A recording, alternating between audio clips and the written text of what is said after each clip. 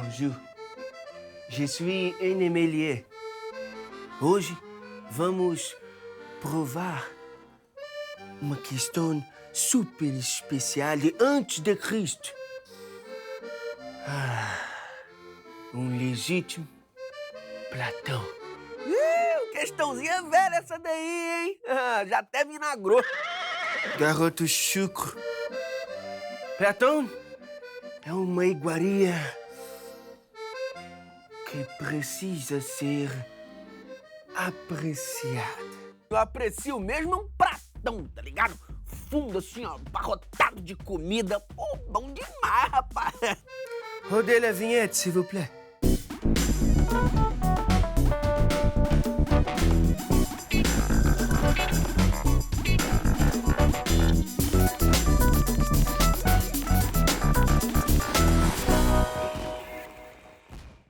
Hora do Enem no ar e hoje o papo é sobre filosofia. Aristóteles e Maquiavel, o que dois filósofos de épocas tão distantes têm em comum?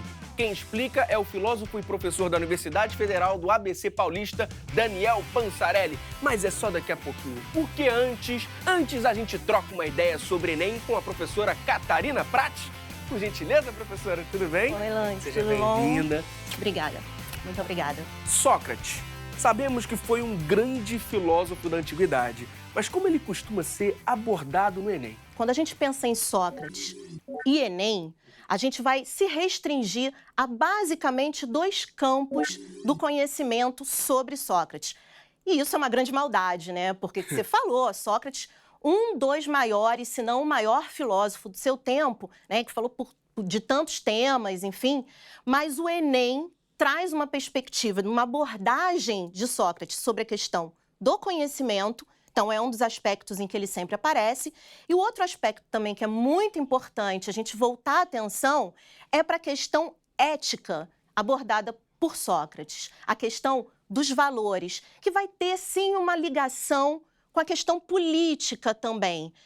Entenda, a política não vai ser esse tema direto, mas por abordar a questão do comportamento humano, dos valores e da ética, a política vai estar interligada, não tem jeito. Não tem jeito. Não tem como, não tem como. Agora, uma coisa curiosa é que ele não deixou registro escrito, né? Isso é engraçado. Verdade, não deixou registro escrito e é o grande filósofo conhecido por tantos, né? Tudo que a gente sabe de Sócrates, a gente sabe através dos escritos, principalmente do Platão.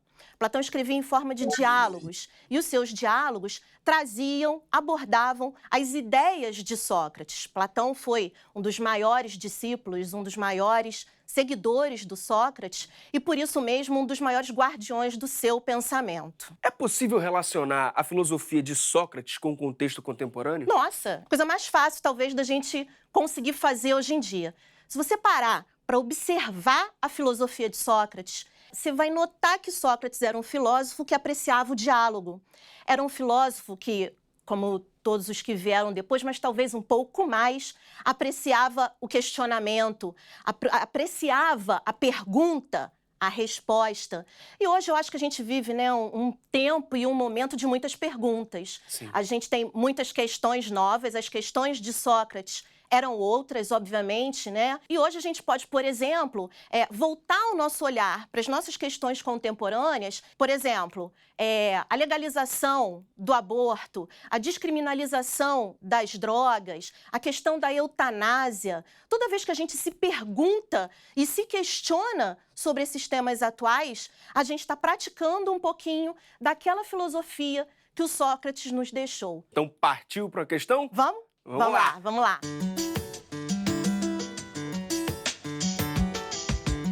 Já tá na tela? Tá. Questão 66 do Enem de 2017. Isso. Caderno azul, primeira aplicação. Isso aí. Essa questão é linda. Vamos pensar um pouquinho, primeiro, no comando da questão? Boa. O texto evidencia características do modo de vida socrático, que se baseava na... Lande, já sei o que eu tenho que procurar. Características do modo de vida. Pronto. De quem? Sócrates. Sócrates. Vamos no texto? Bora. Bora lá. Uma conversação de tal natureza transforma o ouvinte. O contato de Sócrates paralisa e embaraça, leva a refletir sobre si mesmo, a imprimir à atenção uma direção incomum. Os temperamentais, como Alcibíades, sabem que encontrarão junto dele todo o bem de que são capazes, mas fogem porque receiam essa influência poderosa que os leva a se censurarem. É sobretudo a esses jovens, muitos quase crianças, que ele tenta imprimir sua orientação. Bonito, né? Então, se o comando da questão pede para a gente evidenciar características do modo de vida de Sócrates, olha aqui o inicinho. Uma conversação de tal natureza, ele não está perguntando para a gente, não está pedindo para a gente evidenciar as características da filosofia de Sócrates. É muito mais do que isso, por isso que é tão bonito, sabe? Ele pede para a gente evidenciar, na verdade, a forma de viver. A filosofia de Sócrates é mais do que teoria. A filosofia de Sócrates é prática. Tendo visto o comando da questão, tendo visto o texto, a gente já pode partir para analisar as opções e pensar um pouquinho sobre elas com bastante atenção. A. Na contemplação da tradição mítica. A gente não pode aqui estar associando esse comando, a demanda desse comando, à opção A. Por quê? Se o surgimento da filosofia se dá justamente no momento em que a gente, como humanidade, obviamente, né, se desapega do mito, a gente sai desse período que a gente chama cosmogônico, da cosmogonia. Então, a explicação do mundo através da mitologia. A gente, quando tem a filosofia, passa da cosmogonia para a cosmologia. A cosmologia vai significar, então, uma tentativa ainda de compreensão do mundo, de explicação desse mundo natural que a gente vive, mas não mais à luz do mito, à luz da razão. E esses são os filósofos pré-socráticos incumbidos desta tarefa. E aí a gente podia, né, conversar sempre mais, porque filosofia dá assunto, sobre Tales de Mileto, que vai achar, dentro da sua filosofia, né, essa busca pelo elemento fundamental, natural, que dá origem a todas as coisas. Quer dizer, o que existe em você, o que existe em tudo no universo em comum? Isso é arquê. É muito difícil a gente ter uma palavra em português equivalente a essa palavra arquê, grega. Mas a ideia de arquê é essa. Elemento fundamental que dá origem a tudo. Para Tales é a água. Para Demócrito é o átomo. O primeiro atomista. Repara isso. Século VI, um pouquinho antes de Cristo, e esse cara estava falando em átomo. Tudo bem? Tudo bem. Vamos Beleza. ali? Bora. Bora. Sustentação do método dialético. Dialético que vem de diálogo, certo? Certo. Uma conversação de tal natureza. É o diálogo socrático. Então, esse é o gabarito? Gabarito é letra B. Tem outras opções aí que podem fazer o candidato dar uma derrapada? Aí que tá o perigo. Vamos lá. Relativização do saber verdadeiro. Como essa opção está falando na questão do saber, pode causar uma certa confusão, porque remete também à questão do conhecimento. E aí a gente volta aqui no quadro para pensar um pouquinho mais sobre esse último trechinho aqui, que é o período em que a gente tem o Sócrates. Eu vi que tem uma divisão aqui. Que... Divisão. Ó, a gente saiu da cosmogonia, passou para cosmologia. Sim. E com Sócrates, que é o grande inaugurador, vamos chamar assim, desse período, a gente passa a ter a epistemologia. É a parte da filosofia que trata do conhecimento, Land. Mas essa opção C está trazendo para a gente uma relativização do conhecimento. Essa opção está falando dos sofistas. Eu boto aqui esse versus porque, apesar de também filósofos, tinham um embate muito grande com esse primeiro grupo aqui, porque os sofistas eram tomados como professores de filosofia. Eles recebiam um pagamento para ensinar filosofia aos filhos das famílias mais abastadas da Grécia, especificamente de Atenas. Então havia uma disputa aqui de ideologias entre eles. Bacana. E tem mais alguma outra, não, professora? Tem Valorização sim. da argumentação retórica, D. Apesar do mesmo período, a retórica era um dos elementos fundamentais ensinados pelos sofistas. Essa opção D não pode ser, porque a retórica vai ser um tipo de argumentação em que o importante, no final das contas, é você sair ganhando, custe o que custar. E a opção E? investigação dos fundamentos da natureza. A gente já falou até um pouquinho disso, né? Quando a gente menciona ali naquele período cosmológico os filósofos pré-socráticos, que investigavam os fundamentos da natureza através da busca pela arquê. O gabarito, opção B. sustentação do método dialético. Isso aí.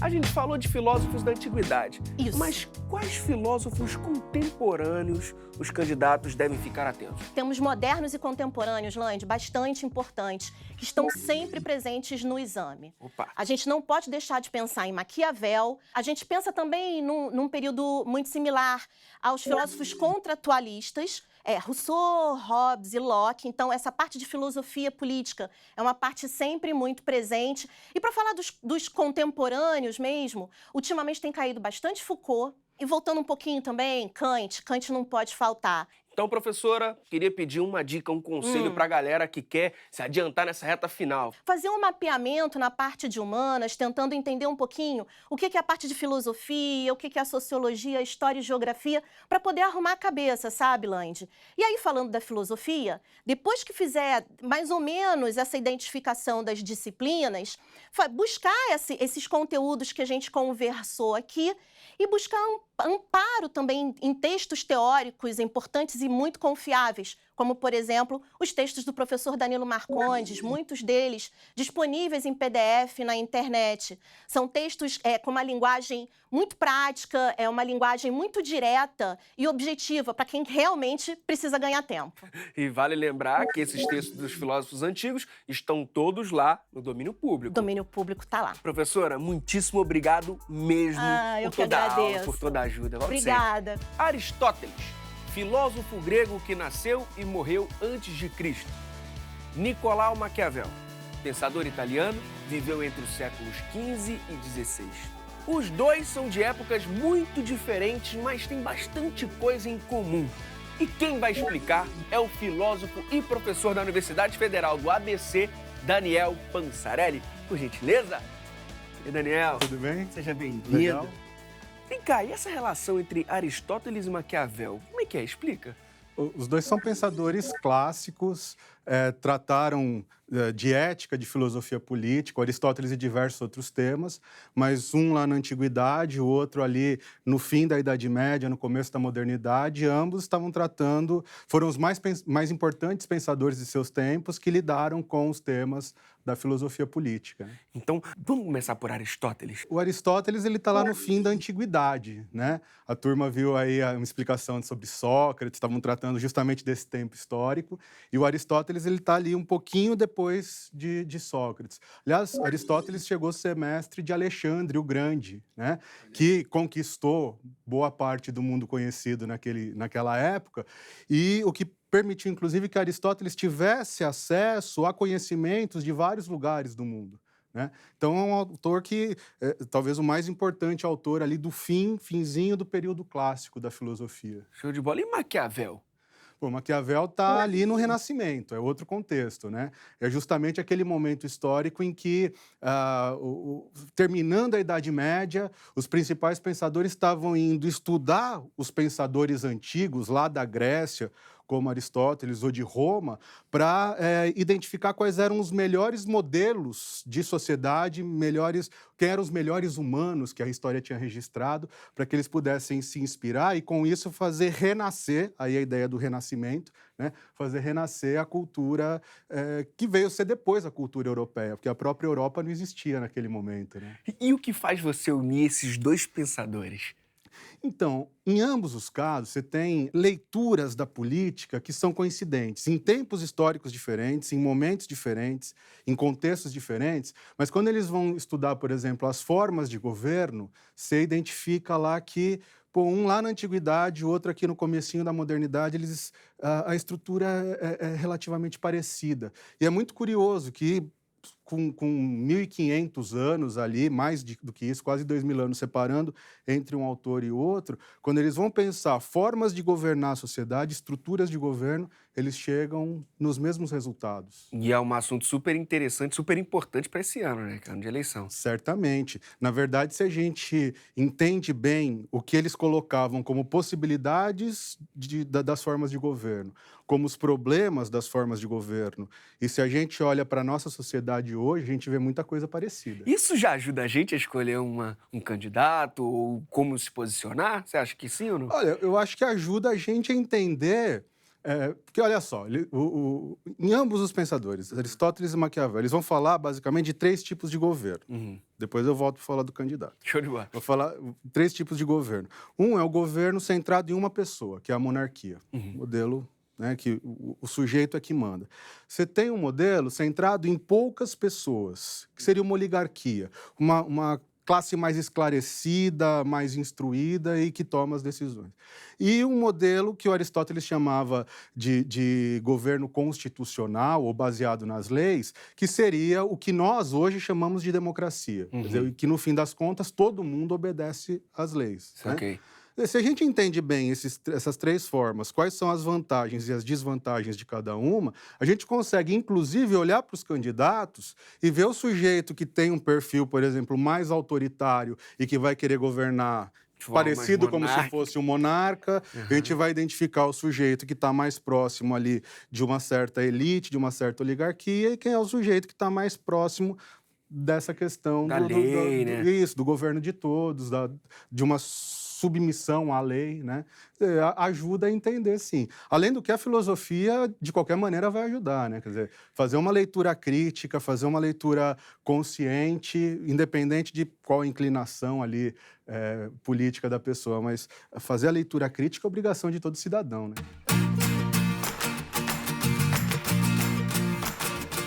E como os dois pensavam a ética?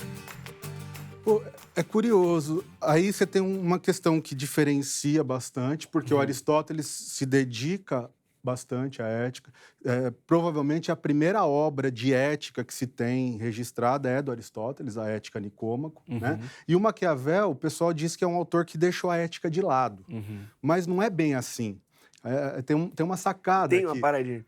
Porque a gente tem até a expressão maquiavélico, né? O fulano é maquiavélico. Agora, o objetivo do Maquiavel, assim como do Aristóteles, era o bem comum. Quer dizer, às vezes é preciso que algumas pessoas saiam prejudicadas para que aconteça o melhor bem para o maior número possível de pessoas. Né? E aí, ambos os autores, quando pensam a política tendo essa finalidade. Não dá para causar o bem para todo mundo. Infelizmente, nas grandes sociedades, sempre vão ter problemas, sempre vão ter prejuízos pontuais. Agora, o ideal, em ambos os autores, seria se conduzir a política tendo em vista gerar o maior bem para o maior número de pessoas. Isso que o Aristóteles chama de bem comum. Bom, a gente está falando com uma visão filosófica, né? Mas eles podem ser abordados por outras áreas do conhecimento, história, sociologia, tá certo? Certamente, porque são autores importantes do seu tempo histórico, ajudam a entender o seu tempo histórico, estão no diálogo desde a filosofia, mas no diálogo com a ciência política, analisando questões políticas. Maquiavel ocupou cargos de governo como político profissional. Quando eu digo que Aristóteles foi professor de Alexandre o Grande, também estou dizendo que ele está inserido nas esferas de poder. Então, são autores que estão fazendo política, além de, na filosofia, pensar a política, né?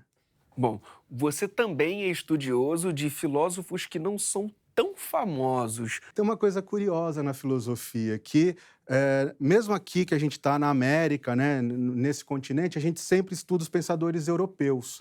Mas se eu te pedir para citar aí uns 10 filósofos brasileiros, talvez você não saiba de cabeça. Você fica meio assim, né? Não é bem divulgado, né? Não, pois é. E aí eu estudo isso, eu gosto de estudar filosofia brasileira, eu sou apaixonado pelo Brasil. Eu acho que o Brasil tem uma potência fantástica, assim, porque o Brasil ele está num lugar do mundo que, assim, a gente... são aí mais de 500 anos de colonização, Então, a gente aprende a viver segundo a civilização europeia, e nós brasileiros fazemos isso muito bem. A organização das nossas universidades, das grandes instituições, a própria organização do Estado, tudo isso está inspirado nos modelos europeus. Então, dá para dizer que a gente, de certa maneira, é parte dessa grande civilização que veio da Europa, depois se expande para os Estados Unidos também.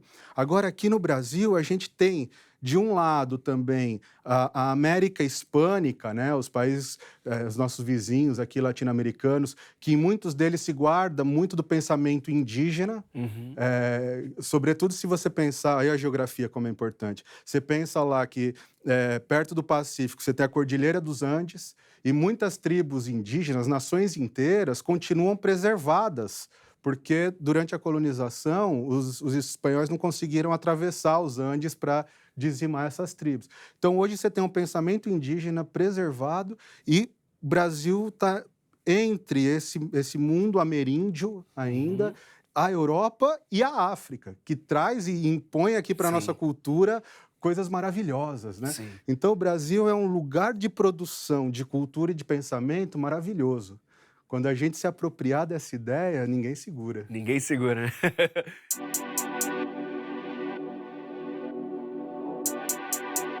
E quais são os filósofos brasileiros, assim, que a gente não pode deixar de ver, de conhecer? Rapaz, tem muita gente. Agora, o principal pensador desse contexto que eu estou falando, justamente ele não é brasileiro. Ele é um filósofo que nasceu na Argentina, ele tem que fugir da Argentina durante a ditadura lá, vai para o México, onde ele vive até hoje, que é o Henrique Dussel.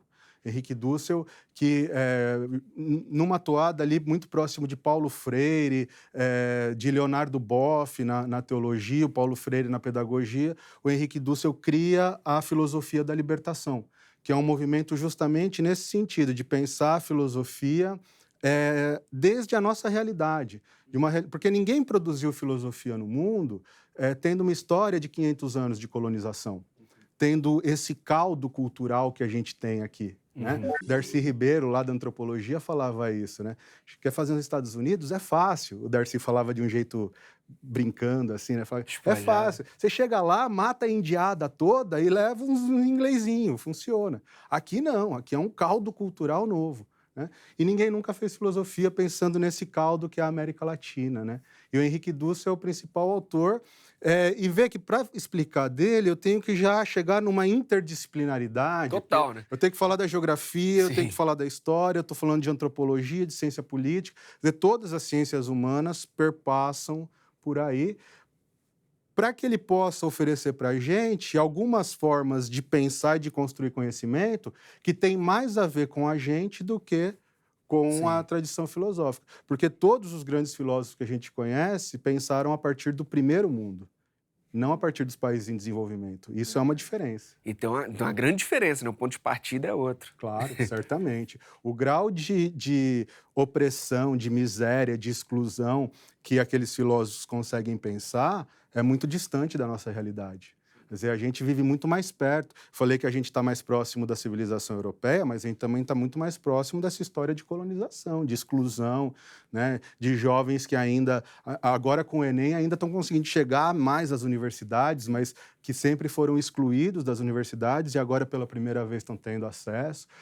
A gente precisa produzir o nosso conhecimento levando isso em consideração. Bom, eu queria uma dica, um conselho para esses jovens que querem entrar na faculdade, que vão fazer o Enem esse ano. Qual o conselho?